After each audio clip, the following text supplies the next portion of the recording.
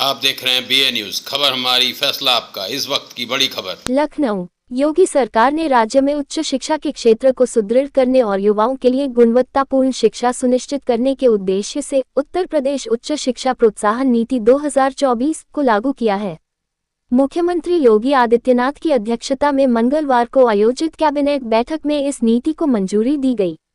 इस नीति के तहत प्रदेश में निजी विश्वविद्यालयों की स्थापना को बढ़ावा देने के लिए प्रायोजक निकायों को प्रोत्साहन दिया जाएगा, जिससे प्रदेश के असेवित और पिछड़े क्षेत्रों में उच्च शिक्षा तक पहुंच बढ़ाई जा सकेगी।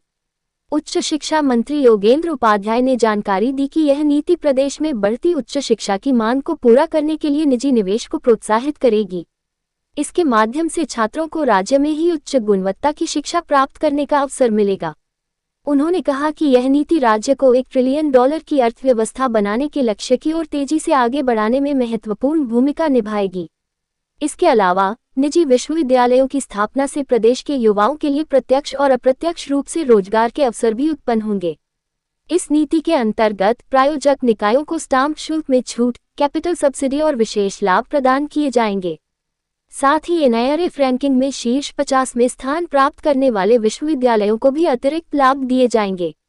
सरकार को उम्मीद है कि यह नीति उच्च शिक्षा के क्षेत्र में छात्रों के लिए नए विकल्प खोलेगी, जिससे प्रदेश में उच्च शिक्षा का सकल नामांकन अनुपात बढ़ेगा और राज्य की आर्थिक प्रगति को भी बल मिलेगा।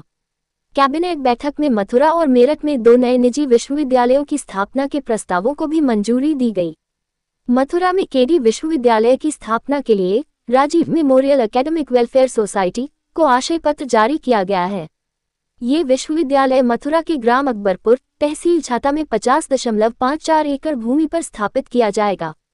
इसी प्रकार मेरठ में विद्या विश्वविद्यालय की स्थापना के लिए विद्या बाल मंडली द्वारा 42.755 एकड़ भूमि पर प्रस्ताव प्रस्तुत किया गया है। इसके लिए भी सरकार ने संबंधित संस्था को आशय पत्र जारी किया है। वो स्टाम्प ड्यूटी में छूट का है, जिसमें 50 करोड़ तक की भूमि की लागत में 50% की स्टाम्प ड्यूटी में छूट मिलेगी। 50 करोड़ से 150 करोड़ तक की अगर भूमि का क्रय किया जाता है तो 30% स्टाम्प ड्यूटी में छूट मिलेगी। 50% तक, 50 से ऊपर 150 करोड़ तक 30% और 150 करोड़ से अधिक को 20%। लेकिन इसमें स्लैब सिस्टम होगा, यानी 50 करोड़ तक जिसने 50% ली और 75 करोड़ की जमीन खरीदे सपोज कर लीजिए, तो शेष जो 25 करोड़ पे 30% मिलेगा, ना कि टोटल पे 30%।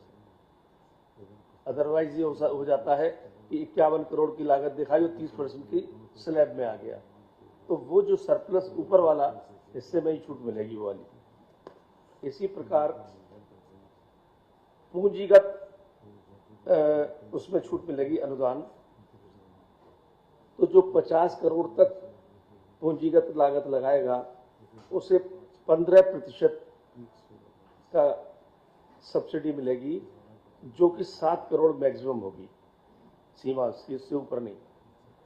50 करोड़ से 150 करोड़ तक के पूंजीगत निवेश वाले को, इन्वेस्टमेंट करने वालों को 16% की सब्सिडी मिलेगी, जो मैक्सिमम 21 करोड़ होगी।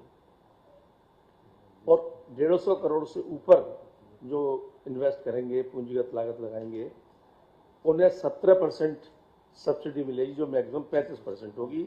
और इसमें भी वही सिस्टम होगा कि यानी 50 करोड़ के बाद जितने उस पर इतने %, जिससे कि उसका दुरुपयोग ना हो सके।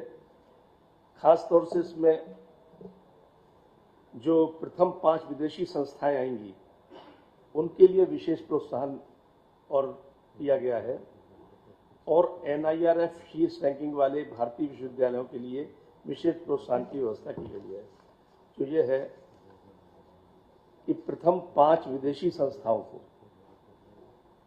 आवेदन के समय जो विश्व की रैंकिंग में 500वीं रैंकिंग से ऊपर के होंगे, यानी हर विदेशी को नहीं, जिनका स्थान 500वीं रैंक से ऊपर पूरे विश्व में होगा उनको, और वैश्विक रैंक की विषयवार श्रेणी में जिनका 500वीं रैंक का स्थान होगा उन संस्थानों को स्टाम्प ड्यूटी में 100% की छूट हो गया, और नहीं अभी नहीं, और 20% पूंजीगत अनुदान में छूट होगी।